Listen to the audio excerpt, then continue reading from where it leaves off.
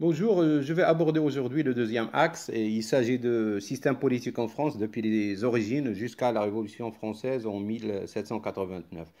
Donc je vais essayer d'être court et concis dans ce cours pour pouvoir le finir. Donc l'origine de la France, c'est quoi l'origine de la France? L'origine de la France, c'est la Gaule. C'est à peu près 2000 années avant Jésus-Christ, c'est-à-dire moins 2000. Et vers 52 avant Jésus-Christ, au moins 52, lors d'une grande bataille, la bataille d'Alésia en 52 avant Jésus-Christ, la Gaule devient romaine après la défaite de Vercingétorix contre Jules César à la bataille, comme j'ai dit, à la bataille d'Alésia en 52 avant Jésus-Christ. Donc,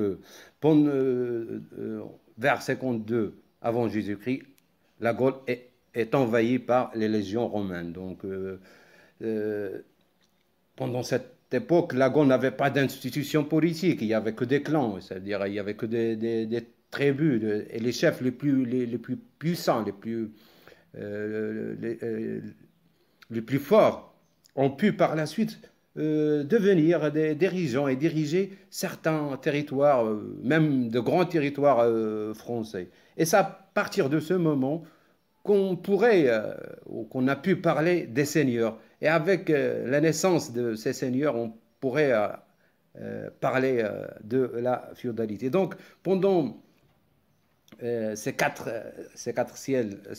siècles pardon, depuis l'envahissement de la Gaule par les légions romaines, la Gaule était intégrée dans l'Empire romain. L'Empire romain a pris comme capitale la ville qu'on appelle aujourd'hui, qu'on appelle la ville de Lyon. Et la Gaule commençait à utiliser le latin. Il y avait aussi de grands avantages parce qu'il y avait, avec cet envahissement, il y avait la limitation des guerres entre les tribus, puis il y avait la profusion de la connaissance, comme on connaît la civilisation romaine était riche au niveau des connaissances humaines. Donc la Gaule a profité de cette richesse des connaissances romaines.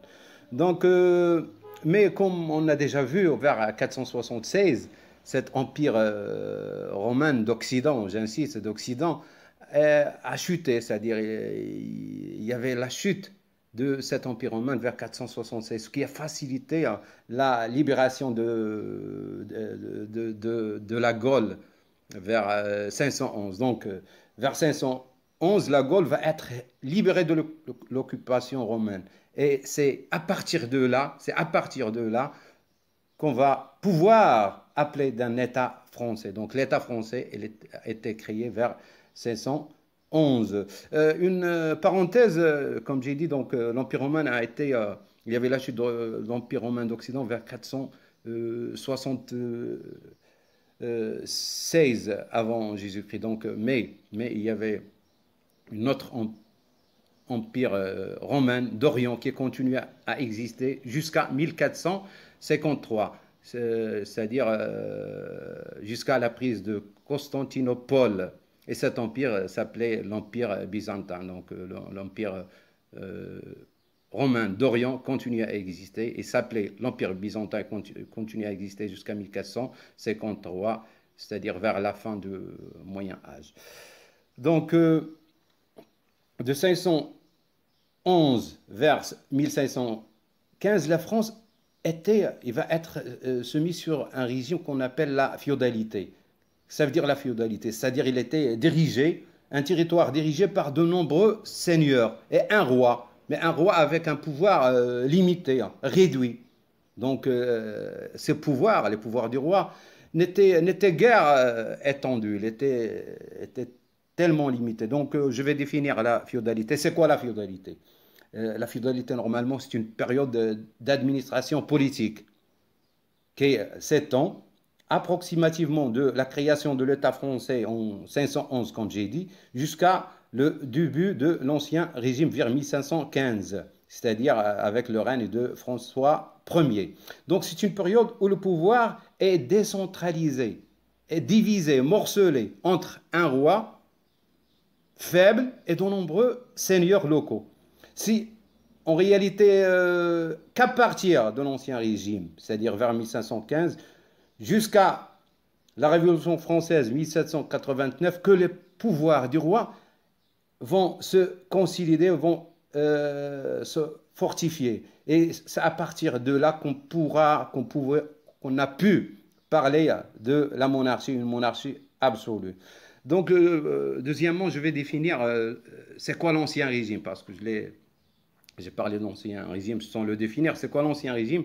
Selon les historiens, c'est une période. C'est toute une période qui s'étale aux 7 ans de 1515, c'est-à-dire le début du règne de François Ier, jusqu'à la Révolution française en 1789. Par quoi elle est caractérisée, cette période ou ce moyen, cet ancien régime? C'est une période qui est caractérisée par une monarchie absolue. Ça veut dire une monarchie absolue. C'est-à-dire une monarchie où le roi détient, au cumul, au rassemble tous les pouvoirs. Le pouvoir exécutif, le pouvoir législatif et le pouvoir judiciaire. Ça veut dire exécutif, c'est-à-dire en personne de l'État. Législatif, c'est quoi? Législatif, c'est celui qui légifère, le Parlement. Et judiciaire, c'est les juges, les magistrats. Donc, en général, c'est la Cour de justice. Donc, comme on a vu, la féodalité est caractérisée par un désordre total au niveau politique et institutionnel. Et on a pu parler d'unité politique en France qu'à partir de l'Ancien Régime, c'est-à-dire avec François Ier en 1511. Après l'Ancien Régime, c'est-à-dire après l'Ancien Régime, lorsque l'Ancien Régime a fini vers 1789, on avait une monarchie constitutionnelle, c'est-à-dire une monarchie où les pouvoirs sont clairement séparés, c'est-à-dire le pouvoir législatif, exécutif et judiciaire n'appartient pas à la même personne, n'appartient pas en fait au roi. Donc ça en bref. Donc, je vais essayer aussi de parler des dynasties qui ont régné en France depuis la création de l'État français 511 vers l'Ancien Régime jusqu'à 1789 pour les reconnaître, pour reconnaître ces dynasties. Donc, il y a tout d'abord les Mérovingiens de 465 jusqu'à 751 après Jésus-Christ. La deuxième dynastie, c'est les Carolingiens de 751 jusqu'à 987. Puis il y a les Capétiens de 987 jusqu'à 1328. Puis il y a les Valois de 1328 jusqu'à 1589. C'est-à-dire 1589, la fin du règne de Henri III. Puis il y a les Bourbons qui ont commencé leur dynastie avec Henri IV jusqu'à 1792, c'est-à-dire la Première République. Et après, il y avait le roi Louis XVI était guillotiné. Donc, ce sont les dynasties qui ont régné. Comme j'ai dit, les Mérovingiens, les Carolingiens, les Capétiens, les Valois et les Bourbons. Ça en bref, mais je vais finir par une petite conclusion pour fixer bien les idées. Donc, ce que je peux dire, que pendant tout le Moyen Âge, nous serons en France, nous serons en présence de la féodalité, c'est-à-dire de 511 jusqu'à 1615, où un pouvoir est divisé entre un roi qui a un pouvoir faible et des seigneurs, de nombreux seigneurs locaux. Pendant toute cette période, il n'y a pas une unité politique. Mais après, pendant l'Ancien Régime qui commence de 1515 vers 1789, le système politique en France, c'est la monarchie absolue. C'est-à-dire, c'est une période où les pouvoirs du roi sont consolidés. Puis après la Révolution française, c'est-à-dire après 1789, on est en présence de la monarchie constitutionnelle. Mais en fait, ce n'est qu'à partir de la Troisième République, 1870-1879, qu'on pourra parler d'un véritable régime politique présidentiel et donc du début de la démocratie. La France était à la recherche de la démocratie.